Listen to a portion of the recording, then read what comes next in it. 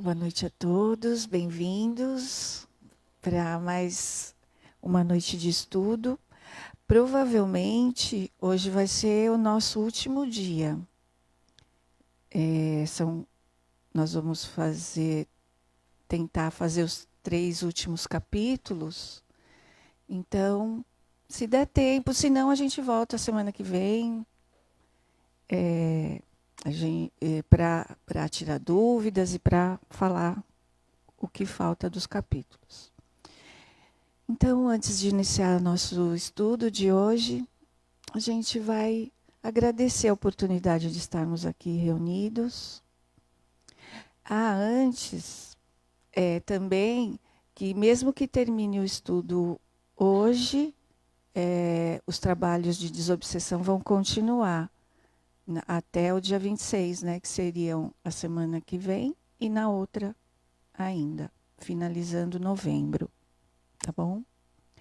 Então vamos aproveitar a oportunidade de estarmos aqui, agradecer a espiritualidade amiga que nos acolhe, agradecer essa casa bendita que graciosamente se prepara para receber-nos, nos acolher. E vamos aproveitar os últimos capítulos dessas palavras tão sábias e tão profundas que o André Luiz quer passar para a gente. E antes disso, a gente agradece através da prece.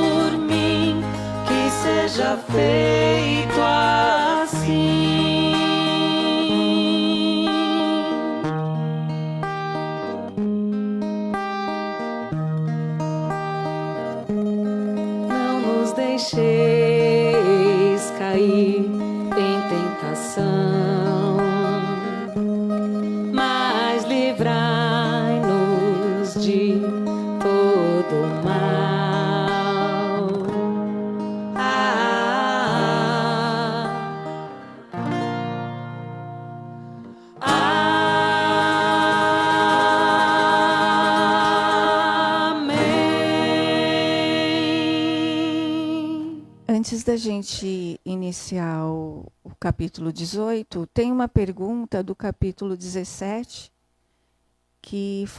perguntando sobre a atuação dos espíritos nas forças da natureza, citadas 2 vezes neste capítulo, que foi 17.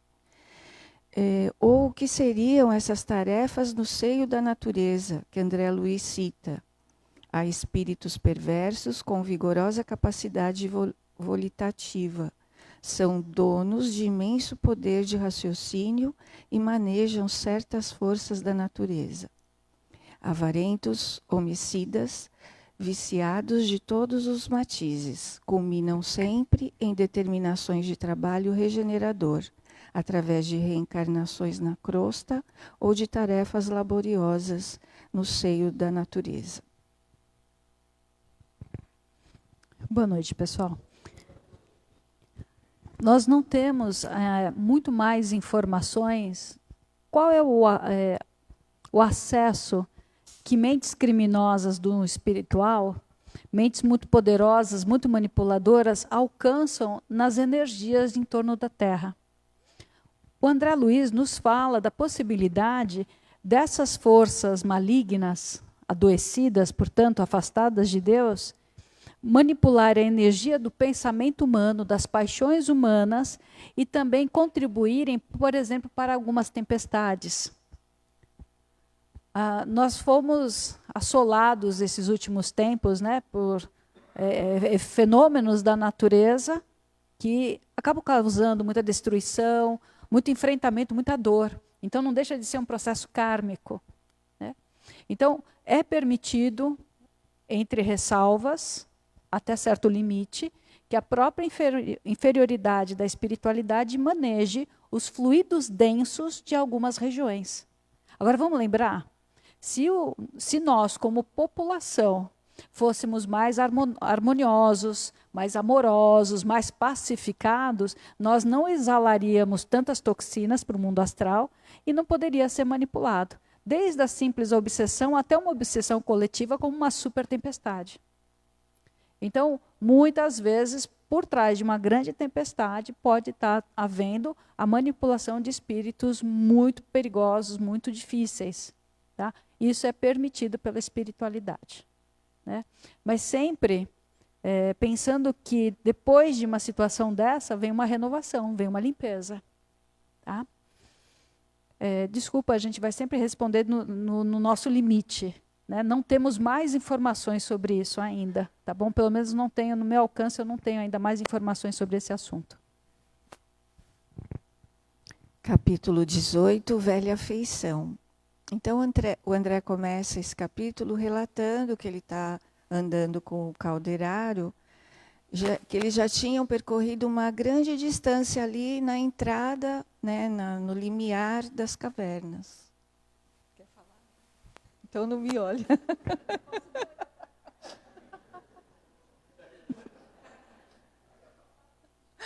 Ai, peraí. Então ele já tinham percorrido uma grande extensão e quando chega perto deles, o André fala uma curiosa assembleia de velhinhos. E eles ficaram lá do lado do calderário do André, conversando. Eram senhores com a feição, de feições horríveis, eles tinham uma aparência muito ruim, uma expressão facial feia. Eram seres esqueléticos e eles estavam esfarrapados.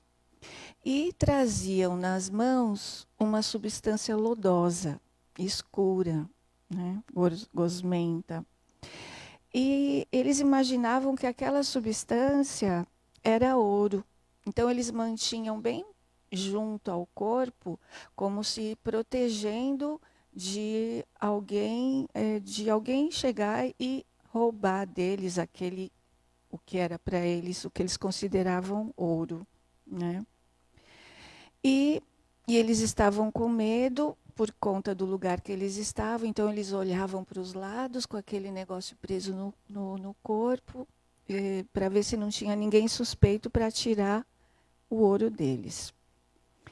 O calderário explica para o... Não, só duas coisas. Primeiro, assim, se a gente pegar uma pessoa em surto psicótico, ela pode imaginar que um copo seja um objeto perigoso. Ela modifica a percepção, né? Então, vamos lembrar que as pessoas, quando estão no mundo astral, muito corrompidas por algum tipo de atitude, de algum tipo de vício, elas têm uma dificuldade na percepção. Então, ela vai ver a lama, a sujeira, né, como se fosse o ouro que ela tinha. Aí, o segundo ponto. Por que sempre o medo de perder?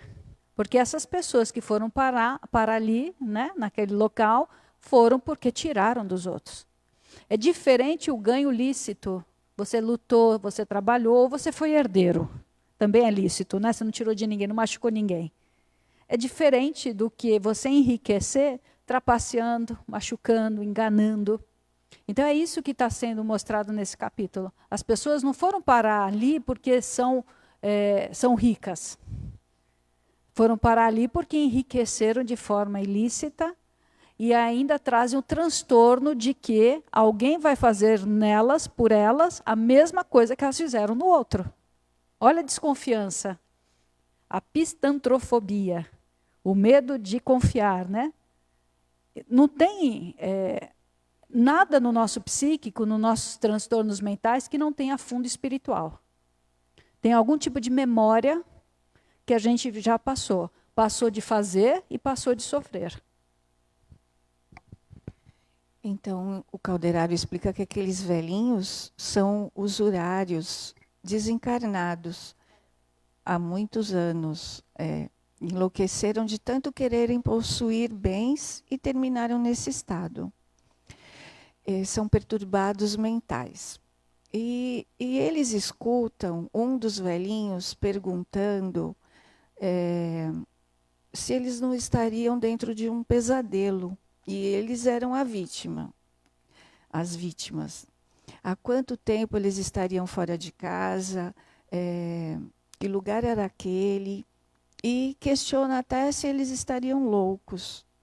E essa voz desse senhor traz memórias para o André Luiz.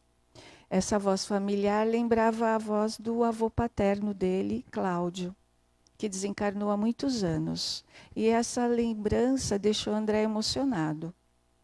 O calderário, observando a situação,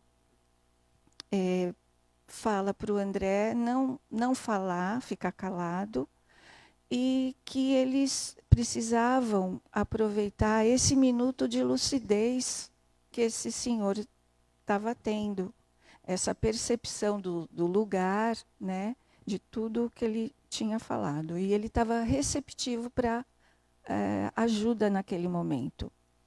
Então, o calderário usa das possibilidades dele, da sua energia, para facilitar que esse senhor, o senhor Cláudio, visse e conseguisse enxergá-los, porque eles não conseguiam ver ninguém, né? E quando ele consegue enxergar, ele se ajoelha diante deles e fala que ele imagina que ele está diante de seres religiosos e falava que queria ajuda para voltar para casa. O André avisa que ele já desencarnou há mais de 40 anos e o que fez o velhinho ficar chocado, que ele não entendia que ele tinha desencarnado. E, com o passar da conversa, ele admite que se sentia incapaz de raciocinar e que só tinha uma ideia fixa, o ouro. E o André pede para que ele olhe para suas mãos e explica que todo aquele ouro que ele acumulou à custa das dificuldades alheias transformou-se em lodo. O avô, olhando incrédulo para as próprias mãos, consegue enxergar o lodo e olha ao redor e percebe finalmente o local que ele está. E questiona, será que é castigo por ele ter faltado com Ismênia, que era sua irmã, sua meia-irmã, que ele prometeu para o pai que cuidaria dela, proveria a vida dela, e não foi nada disso que ele fez. Ele deu um jeito e expulsou a irmã de casa, fez com que ela não tivesse direito a nada. E não adiantaram as súplicas e os pedidos dela para que ele deixasse ela ficar, ele pôs ela para fora. E apesar de ele ter agido friamente, o mal que ele fez à sua irmã não o abandonou, ficou gravado nele.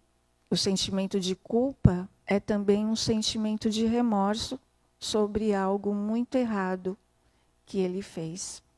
Isso mostrava, de certa forma, a vontade de reparar, de consertar o mal, o erro. E como disse o Dr. Risse a semana passada aqui para a gente, a raiz dos nossos sofrimentos, de nossas dores, é a nossa consciência culpada. E é isso que está acontecendo com o avô Cláudio. Mas vejam só, né? A raiz dos nossos sofrimentos é a consciência pesada. Só que essa consciência a gente não dá conta de que ela pesou, a gente não percebe que ela pesou. Você veja que o Cláudio, ele não percebe onde ele foi parar nitidamente, o porquê. Ele começa a entrar naquele processo que a gente fala tanto, que é o tédio. Né? Será que eu estou sonhando? Será que isso aqui é um pesadelo? Será que é real? Ele começa a duvidar até da própria realidade. Então ele não percebe que a consciência está despertando. É um movimento que não tem como segurar. Quando chegou no nosso limite pessoal, o nosso aparelho psíquico ele vai baixar as resistências da ilusão e ele vai começar, mesmo contrariamente, a olhar a verdade. O que acontece? Olhar a verdade não é fácil. É aí que a gente entra em surto. Então vamos pensar de um paciente psiquiátrico. É um paciente, é uma pessoa que a consciência pesou, alterou o aparelho psíquico e ela não deu conta da reabilitação ainda, ela está no processo. Precisa mergulhar na doença para depois ressignificar essas crenças.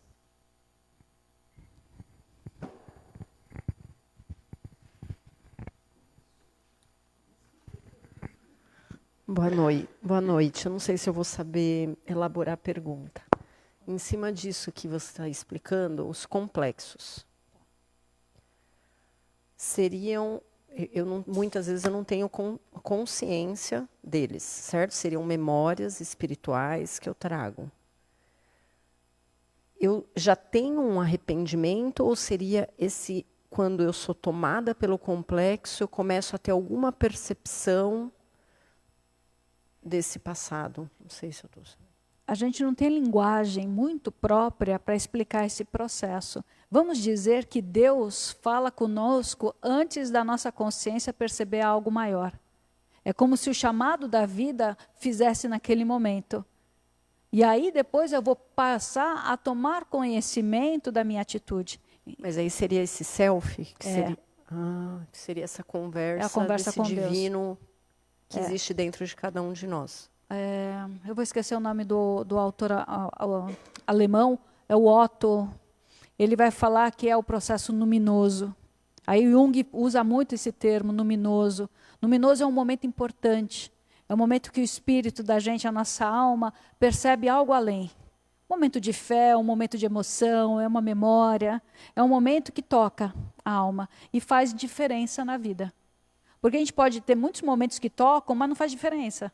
A gente continua igual. Né? Ele vai dar esse tom. Toca e faz a gente ser um pouquinho diferente. Mexe com alguns valores nossos. E ali é um empurrão. É o self sendo tocado e se conectando com o ego. Com o meu pensamento mais concreto. Né? E os conjuntos, que a gente pode chamar de complexos, né? Elas são misturas das questões tradicionais da reencarnação atual, preconceitos familiares, preconceitos individuais, medos, tabus, né? Uma combinação com os elementos que eu trago ancestralmente das minhas reencarnações. Então, não é só o ancestral da linhagem familiar que eu entro, também tem essa energia, mas o ancestral do meu espírito reencarnando e elaborando esse conhecimento que é através da dor. Mas eu ainda, às vezes, nem tenho esse arrependimento, nem a consciência, nem arrependimento. Não, mas tem um desconforto. Tem um desconforto. A gente vai ver bastante isso no livro Libertação, nosso próximo livro. Esse desconforto na alma, que nem o prazer mórbido que eu tinha de mandar matar, eu não tenho mais. Nem aquela vontade de esganar um pescocinho que antes me excitava a alma, parece que esvaziou. Quer dizer, está acontecendo alguma coisa que está mexendo com o padrão. Não é o bem e o mal? As polaridades estão tendo choque. E aí a pessoa começa a repensar na vida. Então, essa coisa... Quantos de nós tem aquela angústia que vem? Não vem uma angústia? Não parece que o peito está apertado. Ali é um chamado da alma. É um aviso através da função sensorial de que não tem alguma coisa dentro da gente que não está batendo legal. Algum chamado. Então, a sensação de falta de merecimento, de não pertencimento, pode estar ligado a isso que a gente está falando agora? Esse não pertencimento, uma sensação de exclusão, de não adaptação, a síndrome do impostor. Né? As pessoas falam, nossa, ai, como você é boa nisso? Eu falo, nossa, não sou boa coisa nenhuma, eu não consigo me achar. Eu visto a persona e vou porque todo mundo está dizendo, mas eu não consigo respeitar isso, essa validação. Né? A síndrome do pequeno poder. Lembram? Eu não sou nada, mas me dá um pouquinho de poder. Meu Deus do céu, vem uma fera. Eu não tenho nada na vida. Eu passo a ter... Vem todo o demônio que eu fui do passado à tona. E aí eu tenho a síndrome do pequeno poder, não é do grande poder. É o tirano doméstico, né? É um professor abusivo, chama o aluno de burro, né? Desvaloriza o tempo todo. A gente não vê essa síndrome do pequeno poder? Então, volta a algo que já é da pessoa e que, quando é acionado por algum tipo de poder que ele tem, ele perde o controle de novo. Aí ele perde esse poder, a vida tira. Então, a falta de merecimento, porque em algum momento usou indevidamente. Quando a gente já tem essas neuroses formadas, é porque o meu espírito já está começando a acordar. Eu, às vezes, não estou arrependida, mas eu estou na desvalorização do meu ego. Eu estou com rebaixamento da minha qualidade como pessoa. Eu já identifico que eu não sou um ser humano ainda muito bonito. Eu preciso fazer outro caminho. Só que ainda não estou pronta para fazer. Eu posso já reconhecer o erro, mas eu posso dizer assim, não vou mudar, é o mundo que está errado, não sou eu. E esquizofrenia é isso, né? Os acessos delirantes da esquizofrenia, principalmente os momentos de grandeza, é isso. Eu sei que tem um erro, mas eu não estou querendo mudar. Eu não estou ainda arrependido. Nem todos os quadros de esquizofrenia são assim. São aqueles que são refratários, né? Tem muitos pacientes hoje com esquizofrenia que têm uma vontade verdadeira do bem. Mas a esquizofrenia seria psicose? Ou é. Tá. Neurose, às vezes, também você não quer mudar. Lembra do Paulo de Tarso? A gente tem que voltar nisso, né? Aquilo que eu quero, isso eu não faço. Aquilo que eu não quero, esse eu faço. Melhor, para mim, a opinião, a melhor explicação de neurose. Né? Porque tem uma força que contradiz a minha vontade e me faz, muitas vezes, agir de uma forma que eu não acho certo, ou que vai contra os meus valores. Tá? Então, é como se fosse uma sabotagem. A neurose, ela se mostra em várias formas. Né? Vamos supor que eu me sinta muito suja, entre aspas, de algo que eu tenha cometido. Com um filho, na vida, na minha profissão, no passado. Mas eu não me sinto pronta ou merecedora, olha só, hein? Merecedora de corrigir a situação. Eu me sinto muito indigna até mesmo para corrigir. Aí eu posso desenvolver um tipo de toque. Eu posso vir para transtorno da simetria, eu posso ir para o transtorno da higiene. Né? Quantos pacientes sofrem tendo que lavar a mão, lava a mão, lava a mão, lava a mão. Né? Não é uma higiene comum. Né? É um ato de uma prisão, porque ele está preso em algo que ele não consegue se libertar. E o avô pergunta para o André, pela família, quer saber do seu neto André, que era a luz dos olhos dele. E nesse momento, o André é tomado de uma forte emoção. Ele já estava emocionado e quando o avô pergunta por ele se emociona fortemente. E não se contém, apesar do Calderaro tê-lo instruído, né, para ficar quieto, ele não consegue. Então ele começa a chamar o avô pelo nome e pergunta se ele não se lembra dele, que ele era o André. Então, naquele momento, o vovô Cláudio tem a felicidade de encontrar o seu neto querido. E, entre os dois, foi um momento de grande felicidade, de muito amor entre eles. E, nesse reencontro, a gente pode observar que aquele espírito ganancioso, que era o vô do André, tinha algo de bom. Era o amor que ele tinha pelo neto. Inclusive, ele era preocupado para que o neto se tornasse um homem de bem e queria que ele fosse médico. E deixou avisado que os recursos financeiros que ele tinha era para deixar para que o neto se formasse. E, muito emocionado, o André ampara o avô nos seus braços e como se fosse um precioso fardo. Essa é uma situação bastante interessante, né? A presença de Deus nas mínimas coisas. Por exemplo, na sequência desse capítulo, não é evidente que teve um planejamento. Olha, nós temos tal tarefa. Não mostra isso, né? Até onde Calderaro ou a Cipriana tinham informações mais sutis.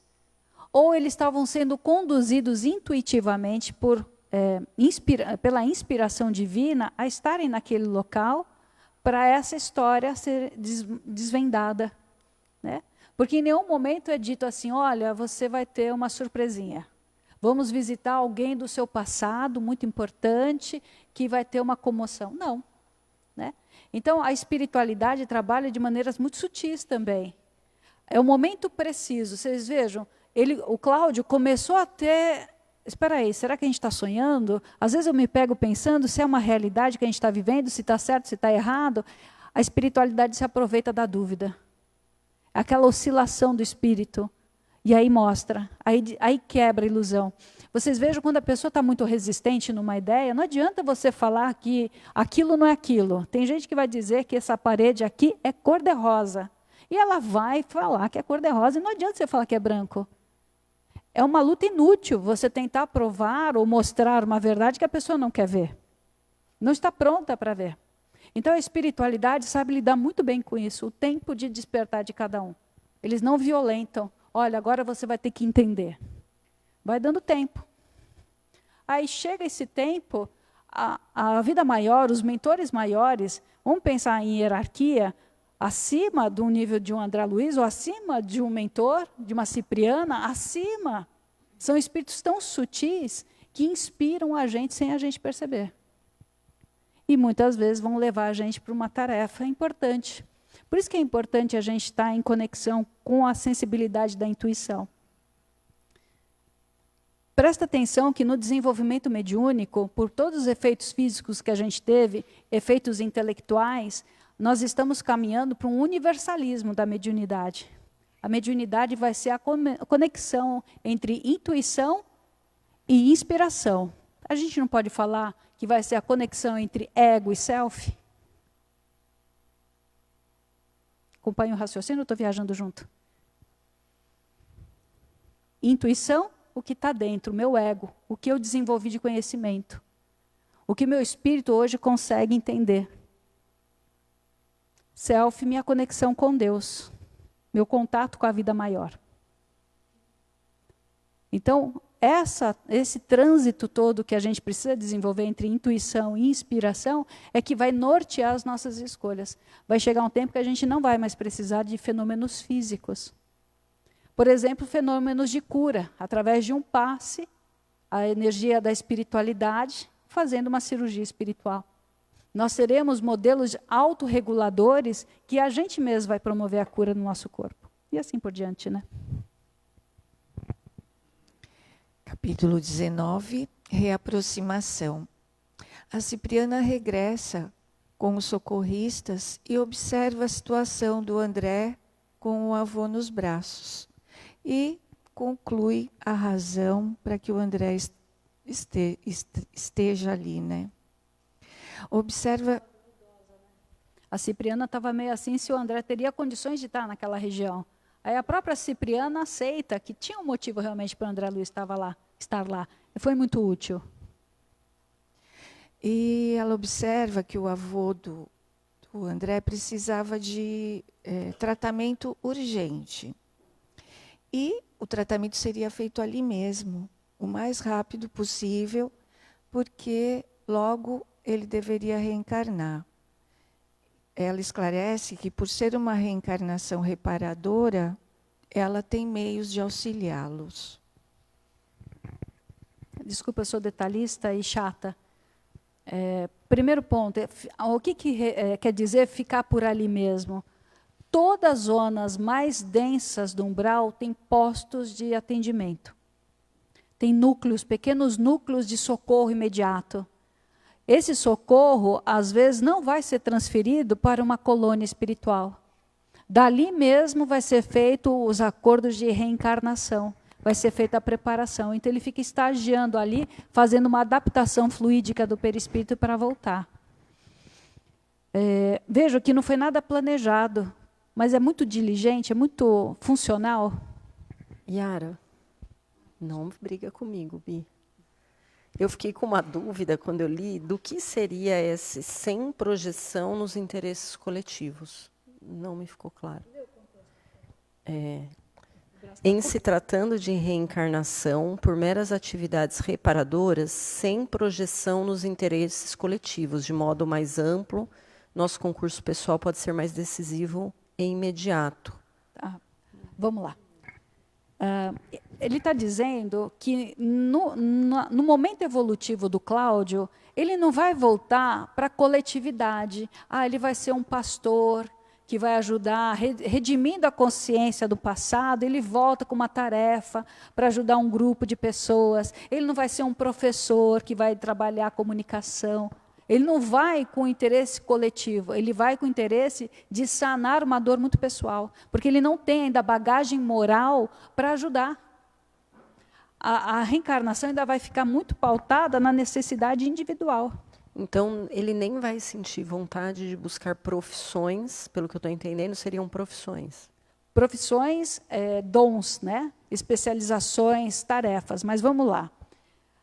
Tudo depende desse envolvimento com a mãe, a futura mãe, que foi, né, nas vinculações foi a irmã Ismênia. Tudo vai depender do quanto que a Ismênia vai conseguir com a ascendência moral, adoro essa expressão, a ascendência moral. Tem pessoas que influenciam tanto a gente para o bem, que nasce a semente do grão de mostarda, desabrocha numa grande árvore. Então, a tendência dele, o planejamento, não é um planejamento de reencarnação para a coletividade. Mas ele pode desabrochar. Ele pode acordar e ter um aproveitamento por esforço. Por isso que a espiritualidade fala muito no Evangelho o valor da vontade. O valor da vontade pode fazer com que a gente saia da lama e faça prodígios. Vós sois Deus em miniatura, farão o que eu faço e além. Né? Então, às vezes, uma pessoa que não tem tantos projetos dentro da reencarnação, ela pode surpreender. Vai depender muito do empenho e da vontade. O quanto que ela vai absorver o acolhimento familiar, os conselhos familiares e fazer daquilo uma multiplicação. Lembra da parábola dos talentos? A cada um foi dado, segundo a sua capacidade, a um talento, a 2, a 5.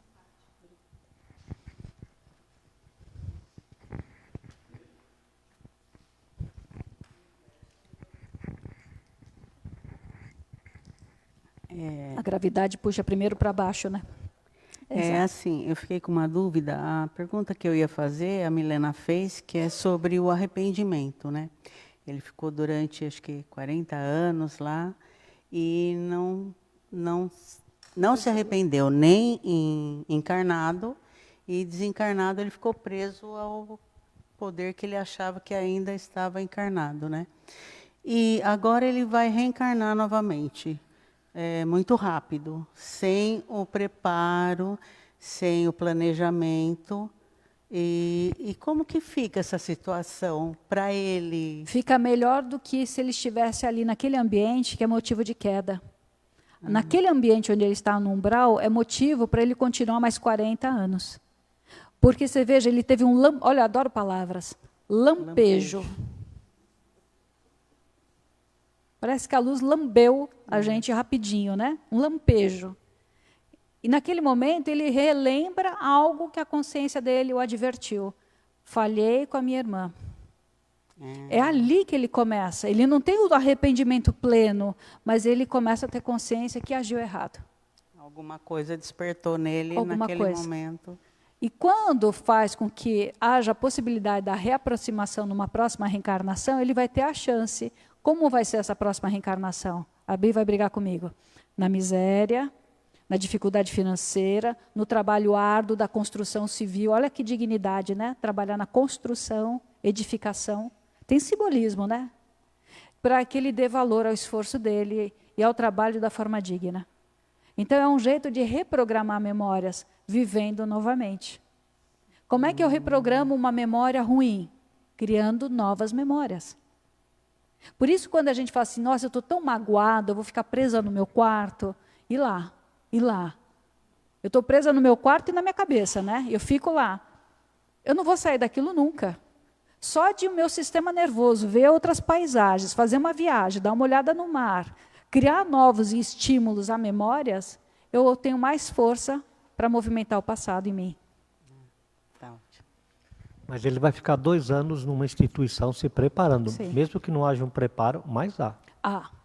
Ali, nessas colônias, nesses pontos, não é uma colônia, é um posto de socorro, ali é menos denso, porque existem câmaras hiperbálicas, por exemplo, não é exatamente igual, mas muito parecido, que vai tirando um grau de densidade para acomodar o perispírito no ventre materno.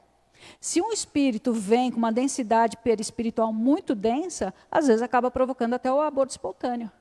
Então, essa preparação, mas é muito relâmpago, é uma preparação muito rápida, se a gente for ver, é uma preparação assim, para aguentar a reencarnação, para que o acolhimento da amorosidade. Por isso que Emmanuel fala muito que a maternidade, a paternidade também, tá? Mas a maternidade tem uma importância muito sublime. Você acomoda no seu perispírito, durante a gestação, uma limpeza perispiritual de quem vai reencarnar. É uma troca de energia das mais poderosas. Por isso que quem é mãe, quem se tornou mãe, tem um mérito a mais. Tá bom, estou lendo pensamentos. Nem toda mãe é tão amorosa assim. Mas só do fato de, pelo menos, dar a condição da volta, já é mérito. E ainda mais, se você der a condição da volta e educar, aí é mérito dobrado. Aí é bônus hora mesmo. Então as pessoas falam assim, para que vale a minha vida? O que eu fiz de bom? Olha que importante, né, gente? Olha como é importante colocar os valores nos lugares certos.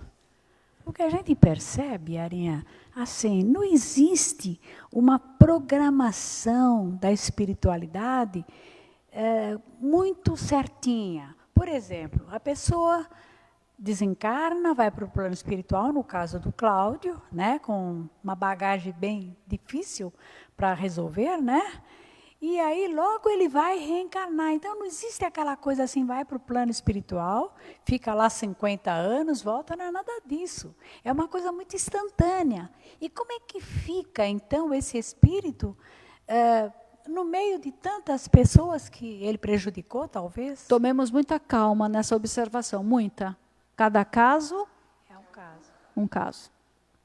Esse foi um caso trabalhado dessa forma, pelas necessidades daquele grupo. Tá? Mas em tudo na vida, o Emmanuel fala, desculpa, a gente cita muito ele, porque ele é realmente um condutor de almas, né? Ele é um professor, né? O Emmanuel fala que tudo na vida precisa planejamento. Nós precisamos aprender a fazer planejamento familiar, planejamento de carreira. Não que vai ser taxada aquela linha, vai ser... Sempre tem algo, né? Mas que a gente precisa aprender a planejar. A vida tem feito de sustos. Eu ia brincar, né? Falando de eitas, né? Eita, susto. Tem que parar de ser assim. A gente precisa também tomar um pouco mais as rédeas do nosso livre-arbítrio. Tá? Nesse caso, é um caso específico, onde houve a permissão divina, nunca vai acontecer uma coisa que me deu vontade. Então, eu vou lá e acho que a Cris tem que reencarnar. Não é assim. Existe muita amorosidade, muita ciência, né? Muito saber em torno disso. Tá? Agora, o que é mostrado muito, por isso que é legal a gente ir estudando a obra desde o início, o planejamento, cada livro falando de uma tensão, né? O desenvolvimento para a reencarnação. Sim. Eu vou ganhar uns dardos da Bi dessa vez, né, Bi?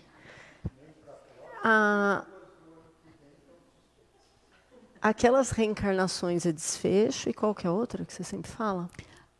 Reencarnações preparatórias. Isso. E as reencarnações desfechos. Aí uma dúvida. Desfecho. Sempre que é desfecho, vai ter um interesse coletivo, e se é possível, se essa dele seria uma preparatória, e se ele pode transformar uma preparatória em desfecho pelo esforço, pela vontade. Está vendo? O pessoal não se inibam de fazer perguntas ou colocações, porque elas sempre são muito úteis, né? A reencarnação preparatória. O que ele está tendo, o espírito Cláudio está tendo uma reencarnação preparatória. Por quê? Porque ainda é muito focado nele. Nele, a vida dele para ele. Para um ciclo muito restrito. Lógico que ele vai ter dor. Lógico que ele vai ter ali enfrentamento de penúria, escassez. Ele vai ter situações até mais duro. Não só provas, mas algumas expiações. Agora, reencarnações, desfecho, né? Reencarnações conclusivas é um grande ciclo. Normalmente, essas reencarnações, a pessoa está vivendo para o coletivo já. Ela já tem uma tarefa com o público. Ela tem a tarefa, às vezes, dentro de casa, com os filhos. Ela está ali sendo uma construtora de almas. Ela tem uma tarefa onde ela está contribuindo para o bem comum. E muitas vezes isso é tão dignificante para ela que ela se liberta das culpas dela. O melhor jeito de melhorar as nossas culpas é fazendo bem. Então, quando eu consigo compreender que eu sou capaz de fazer algo útil para a sociedade, na verdade, o que eu estou fazendo para mim? Eu estou dando antídoto para as minhas culpas. Eu estou sanando as minhas mazelas morais e dando um respaldo para que eu passe a gostar de mim, não pela vaidade. Eu passo a gostar de mim como alma. Eu passo a ter uma satisfação interna. O Chico falava muito isso, né? É natural que aquele que faça o bem sinta... olha, até me emociona. É natural que aquele que faça o bem sinta naturalmente uma disposição, né? Uma alegria interior. Né? É diferente da vaidade. A vaidade é uma competição para quem é melhor. A vaidade está sempre competindo, está sempre reafirmando em cima de alguém ou de algo. A satisfação íntima, não. Ela não quer ser melhor que ninguém. Ela quer ser melhor que o passado dela. Então, pode sair de uma reencarnação preparatória para um desfecho pelo nosso esforço ou não? Pode, mas vamos combinar que isso é mais difícil. A pessoa tem que ter um banho de luz muito grande, ela tem que ter um comprometimento com ela mesma muito grande. Só que a gente tem reminiscências que são as tentações. Quando a gente volta, a gente tem uma tendência muito grande a errar no mesmo erro. É uma sedução que nos puxa, né, para aquele tipo de comportamento, para aquele tipo de amizade, para aquele tipo de ambiente. E aí que vai, tudo me é lícito, nem tudo me convém. Bonito, né? É uma colcha de retalhos que vai amarrando os pontos. Eu não sei se contribui, mas na obra Memórias de um Suicida, o autor do livro ele leva 50 anos para reencarnar. Mas não porque não faltou oportunidades. Ele era convidado, começava um planejamento, ele falava assim, eu vou cair, eu não vou voltar porque vai ser pior. Às vezes tem isso também, e a espiritualidade ou a divina providência fala assim, ó, se não está pronto, não vai. Aí tem a escolha, né? O próprio espírito Lísias, que foi um dos espíritos amigos, que foi um cicerone, né, para André Luiz, na colônia, ele mesmo, quando chegou a hora dele reencarnar, ele teve, né, ele pensou muito se deveria ou não, se deveria aguardar ou não. Então, essas dúvidas existenciais são normais para a gente, né, não são naturais, são normais do nosso nível evolutivo. Tá? Então, a questão é a seguinte, o problema não é ter dúvida, é ficar parado nela. É perder o movimento da escolha. Você ter um momento de dúvida, incerteza, faz parte. Agora, o que a gente precisa? Desculpa que eu repeti muito ao longo dos dias. Nós estivemos em Uberaba esse final de semana. E num dos evangelhos, que é na casa de memórias do Chico, então na casa onde ele morou, continua os evangelhos. A dona Donda, né, a dona Neuza, continua o evangelho com Eurípides, a turminha lá. E é um evangelho que cada um fala 3 minutinhos. Todos que estão lá, ela vai chamando um, vai chamando outro, e cada um fala um pouquinho. E todos falavam assim, no Consolador Prometido, que era a lição. Que nós devemos, então, ser bons. Que fora da caridade não há salvação. Né? Que nós precisamos, então, fazer o bem, fazer a caridade.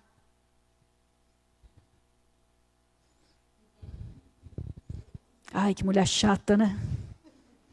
Então, como? Vamos lembrar que para a gente alcançar o objetivo, a gente tem que ter estratégia. Como é que eu vou ter estratégia se eu mal me conheço? Eu mal me conheço, eu não sei porque eu tenho tantos gatilhos de ansiedade. Por que eu tenho tantos gatilhos de fúria? Vira e mexe, eu estou com inveja da felicidade alheia. Então, é a base do evangelho. Faça caridade, seja bom, lute para ser bom. Mas a gente não pode ficar na primeira lição. Se a gente ficar na primeira lição, a gente vai ficar superficial, a gente não vai aprofundar. Vai achar que faz muito sem fazer. É por isso que muitas pessoas que já conhecem o espiritual não voltam para o mundo espiritual de uma forma boa. Não é porque a gente é espírita que vai chegar lá, né? Os espíritos de luz vão estender o tapete vermelho, bem-vindo, estávamos com saudades, né, gente? Então, qual é a estratégia que eu preciso ter para lidar com o meu medo? Qual é a estratégia que eu preciso desenvolver porque eu quero ser feliz? Eu quero ter a felicidade do coração? Para que eu não fique presa num ciúmes que me corrói a alma, me deixa tão desviada. Eu lembro que tem o evangelho, mas quando o ciúmes entra, ele pega aquela brecha no meu caráter e me desequilibra a tal ponto que eu vou do céu ao inferno em 3 segundos. Que estratégia eu preciso ter para poupar esse movimento? Hoje a nossa lição é a avareza. É um vício muito perigoso. Né? Não é ter, porque nós todos vamos ter a tarefa, porque é a prova do ter e a prova do não ter. A questão é o apego. Eu posso ser uma pessoa que eu não tenho R$1 no bolso e ser muito mais apegada. Eu posso ser apegada aos meus preconceitos, eu posso ser apegada aos meus medos, né? Eu posso ser apegada à vergonha que eu sinto da condição que eu vivo. Não é apego? Então, essas estratégias que a gente precisa elaborar. E por isso a gente precisa do momento de oração, momento de silêncio, um momento de leitura. Leitura é uma terapia maravilhosa, né, gente? Você está lendo, além da chulep-chulep que a gente leva nos casos, né? Desculpa a linguagem, deixa eu voltar. Além, né, persona, além da postura que a gente precisa ter, a gente vai encontrando respostas para a nossa história pessoal. Por que vale a pena perdoar? Por que vale a pena o bem? Por que vale a pena não ficar remoendo uma ofensa? Por que vale a pena a gente se libertar de algumas coisas?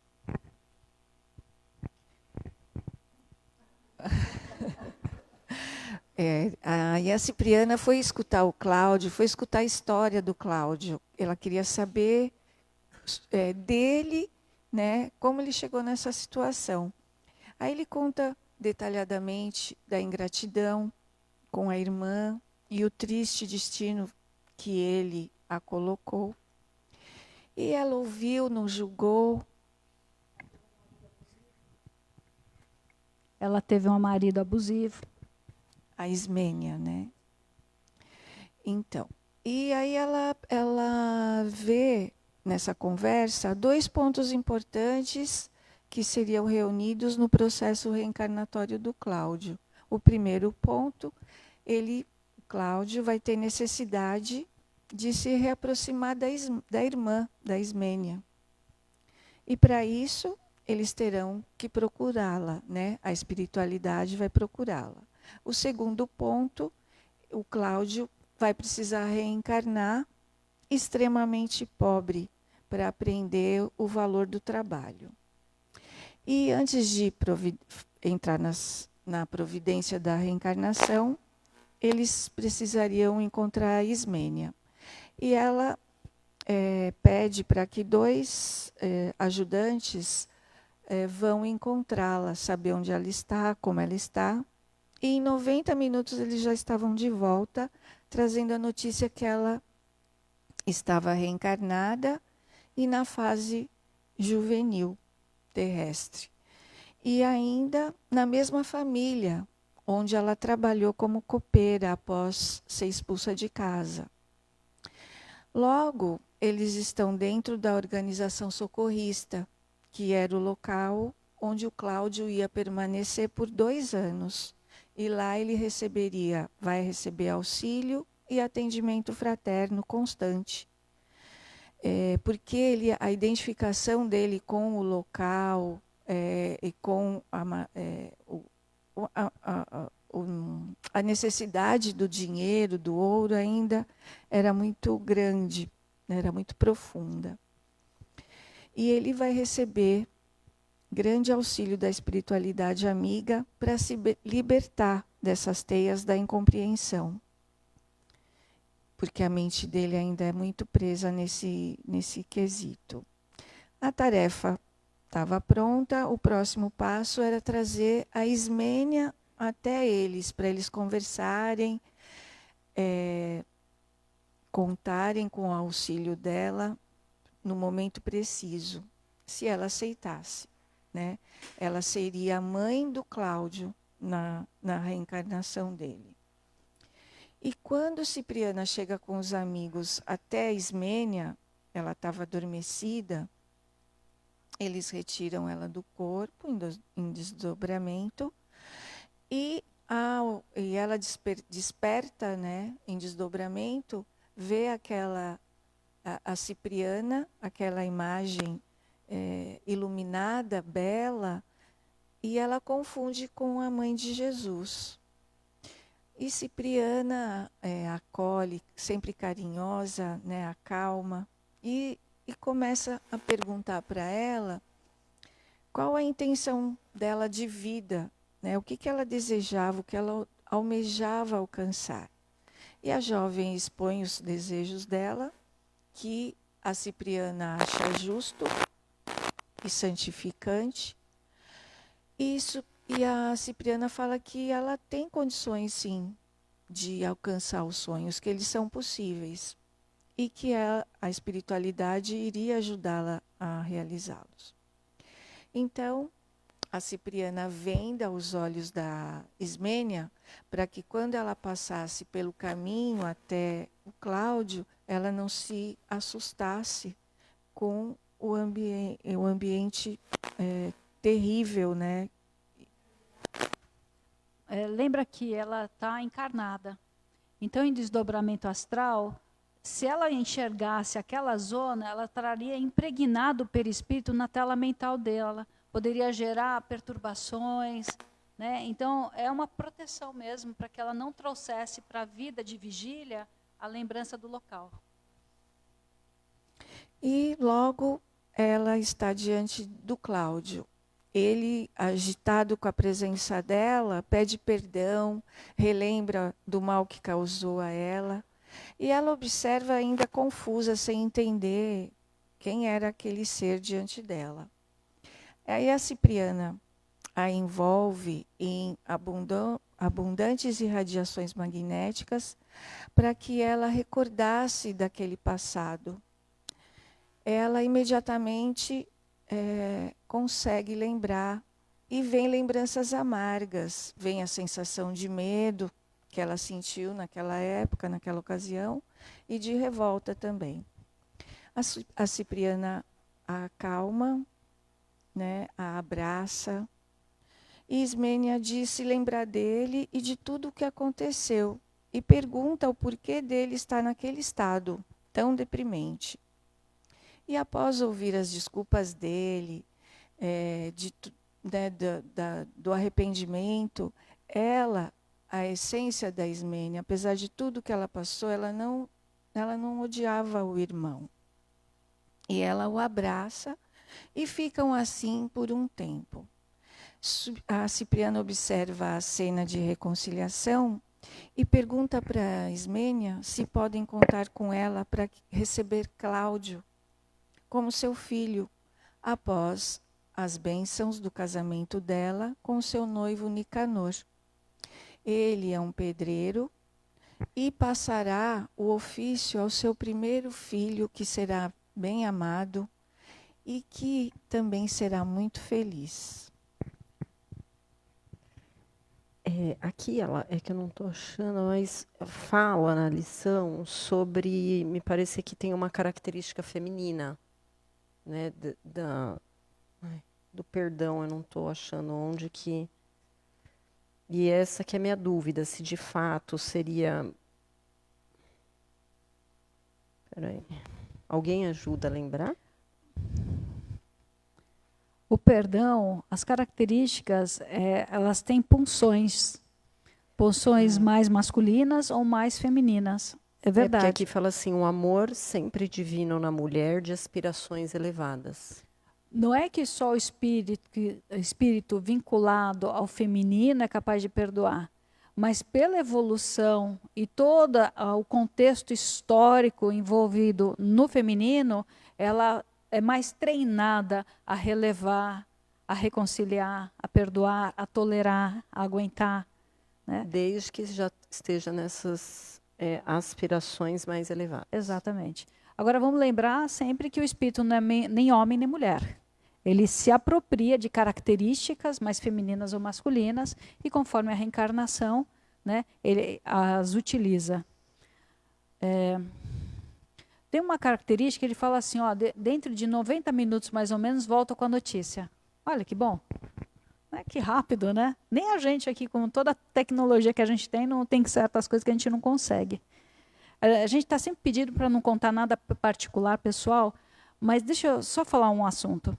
Há bons anos atrás, a gente tinha perdido contato com meu irmão. A gente não tinha notícia dele, né? O que tinha acontecido, como é que ele estava vivendo. E, num desdobramento astral, a espiritualidade, um moço que estava num trabalho lá com outros espíritos, eu perguntei para ele se ele teria alguma informação do meu irmão, do Nelsinho, se ele já estava desencarnado ou não. Aí ele me veio com um tipo de um iPad. Na época não tinha isso, né? Então ele veio com um tipo de um iPad e ele falou assim para mim, olha, essas pessoas que vão aparecer na tela, elas já partiram, já desencarnaram. Se ele não estiver aí, porque ele ainda está na matéria. Olha que interessante, né? E eu olhava, e eu lembro de alguns rostos ainda passando. Então, lembrar que a espiritualidade tem muito mais acesso a informações do que a gente. Muito mais. Tudo isso que a gente tem de tecnologia hoje veio de lá para cá. A tecnologia, todo o conhecimento veio de lá para cá. Né? Então, a espiritualidade tem uma capacidade não só de comunicação, porque não é todo espírito que está em tarefa que já faz leitura mental, tem a telepatia. Né? Você vê que as equipes socorristas de André Luiz, um tinha vidência, outro tinha o poder da oração, cada um tem um dom. Então, a gente não tem todas as habilidades espirituais afloradas. A gente já pode estar até em trabalho, mas a gente ainda não está iluminado. Só que nos é dado a chance de trabalhar mesmo assim. Né? Um espírito já esclarecido, ele não precisa de subterfúgios tecnológicos, porque ele tem no próprio espírito todas as habilidades para ter informações. Mas nós que estamos aqui, a gente precisa ainda da tecnologia, até no plano espiritual. Encerramos, né? Depois...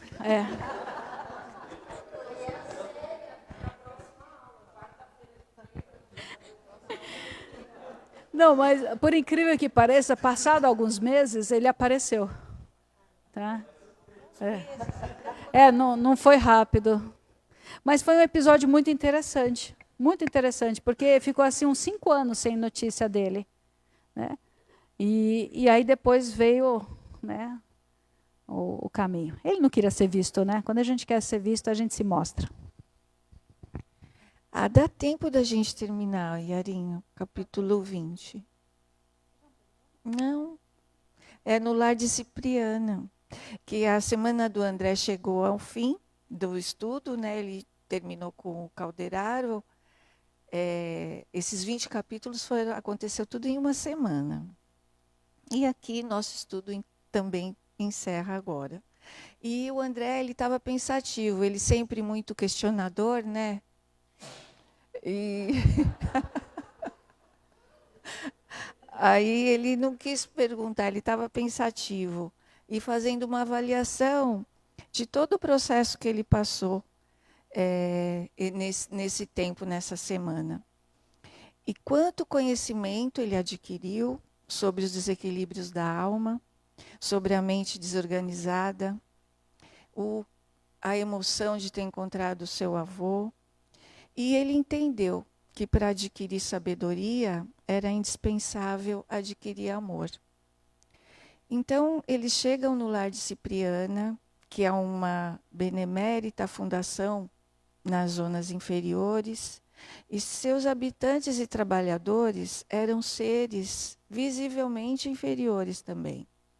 Esse local foi idealizado pela irmã Cipriana, que usava os próprios irmãos sofredores e perturbados para o trabalho, que nem nós aqui. E esse trabalho seria o remédio que cada um necessitava. Somente ela, os espíritos mais próximos, eram os mais elevados. Os seres das trevas, de alguns meses atrás, devido aos tratamentos magnéticos, iam melhorando. E através do trabalho, eles se uniam para acolher e tratar os espíritos que chegavam. Passam por eles grupos de espíritos em diferentes condições, e eles estavam indo bem dispostos a um templo de oração. O Calderário explica que a Cipriana montou ali naquele local, nas zonas inferiores, uma oficina de restauração do espírito. Nesse lar tinha de tudo: criminosos, ladrões, golpistas, enfim, almas doentes e perdidas.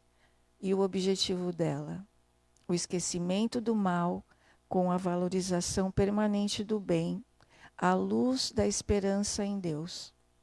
André admirava Cipriana, sua boa vontade, o seu amor e dedicação ao próximo. Queria ajudar, queria socorrer, sem se importar com o passado de cada um. O que realmente importava para ela era trabalhar em serviço do bem. E assim a gente encerra esse capítulo, esse livro maravilhoso, esse descortinar, né, para abrir as nossas mentes e refletir sobre as nossas ações, sobre as nossas atitudes. E a Yarinha está sempre aqui explicando para a gente como não se perturbar mentalmente. O Juan acho que quer fazer uma pergunta. Juan, acho que não vai dar tempo, tá? Desculpe. É assim que a gente vê que uma pessoa, quando você olha para o corpo dela, todo doente, ela pode ser muito mais saudável do que uma pessoa aparentemente toda saudável. Então, a questão entre doença e saúde está da alma, é da alma para o corpo. Às vezes, aquela que já está manifestando os sintomas já está em pleno processo de cura. E aquela que às vezes aparenta tanta saúde está plenamente no processo de adoecimento. A partir do ano que vem, nós vamos mudar um pouquinho o formato do nosso estudo. Como falamos outro dia, vamos juntar, então nosso estudo vai começar às 7 horas e vai ser junto com o trabalho de desobsessão. O estudo é a mesma linhagem, o livro Libertação, por favor, leiam. Pessoal que está em casa, leia. Porque a gente entendendo a história, o enredo, a gente dá condição material mental para o trabalho da desobsessão. Tá bom? Então, é um jeito da gente contribuir estudando. Tá bem? E esse estudo na desobsessão vai ser passado pelo canal do Face, tá bem? Pelo nossa página do Face. Para quem está acompanhando à distância, vai continuar os estudos, tá bem? Então, das 7 horas começamos, depois do carnaval nós retornamos.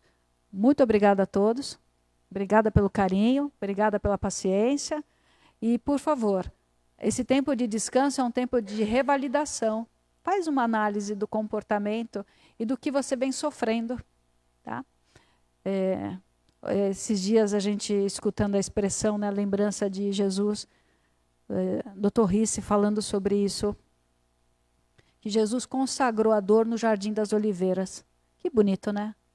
Consagrou a dor no Jardim das Oliveiras. Ele não negou a dor, ele aceitou a dor dele, porque é um movimento de testemunho, que é possível ser bom, correto, mesmo com as coisas difíceis.